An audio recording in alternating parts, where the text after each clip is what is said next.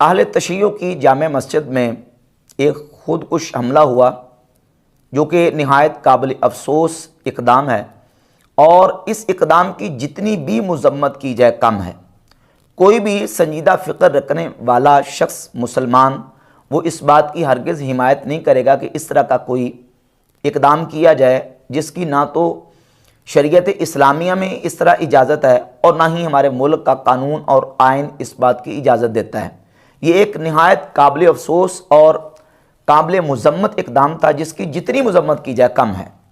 لیکن اس کے ساتھ ساتھ یہ بات بھی سمجھیں کہ جہاں تک ہے اہل تشیع کے ساتھ اہل سنت کا، اور بالخصوص وہ تبرعی روافض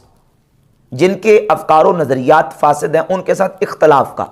تو وہ علمی اور شرعی اختلاف ان کے ساتھ اپنی جگہ پہ قائم رہے گا، اس کی ہم نفی نہیں کر سکتے، کیونکہ جب تک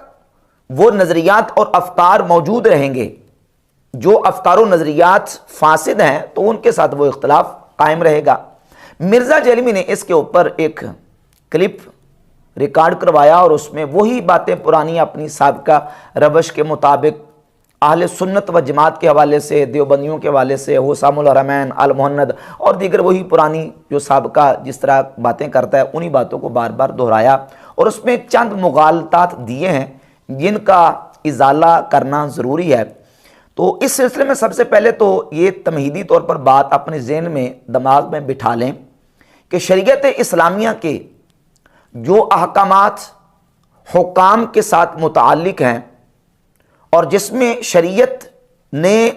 حکام کو ان احکامات کو نافذ کرنے کا حکم دیا ہے، ان کا تعلق فقط حکام، وقت کے خلیفہ، قاضی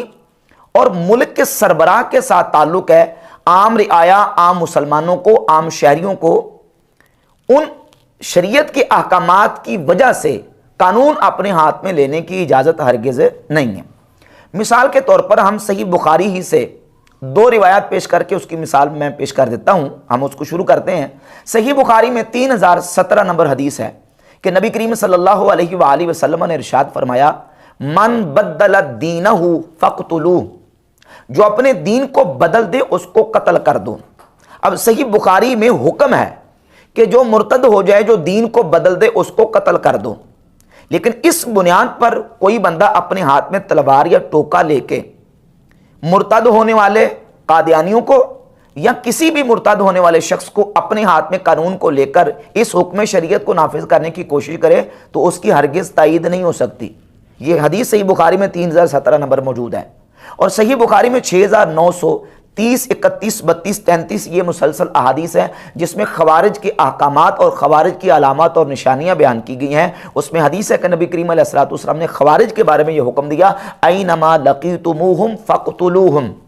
خوارج کو تم جہاں پاؤ ان کو قتل کر ڈالو۔ اب خوارج کو قتل کرنے کا حکم دیا گیا صحیح بخاری کے اندر، لیکن اس بنیاد پر کوئی بندہ صحیح بخاری کی یہ حدیث پڑھ کے کہے کہ مجھے حکم ہے شریعت کا، صحیح بخاری میں لکھا ہوا ہے۔ علمی کتابی کوئی اٹھے اور کہے کہ صحیح بخاری میں لکھا ہوا ہے، کیونکہ ہمارے مرزا صاحب صحیح بخاری پڑھتے ہیں اور صحیح بخاری ٹیبل پہ رکھتے ہیں، اور اس میں یہ حدیث لکھی ہوئی ہے کہ خوارج کو تم جہاں پاؤ ان کو قتل کر ڈالو، اور جو بندہ اپنے دین کو بدل دے اس کو قتل کر ڈالو۔ تو میں تو سنت کے مطابق عمل کر رہا ہوں، میں تو حکم رسول پہ عمل کر رہا ہوں۔ تو اسے یہ دیکھنا چاہیے کہ یہ حکم رسول جو ہے وہ حاکم وقت اور قاضی کے لیے ہے، یہ عام لوگوں کو حکم نہیں ہے۔ اب اسی کے ضمن میں یہ بات بھی سمجھ لیں، مرزا جیلمی حسام الحرمین کو بار بار لہرا کے اور اس کا بار بار ڈسپلے دکھاتا اور کہتا ہے کہ حسام الحرمین میں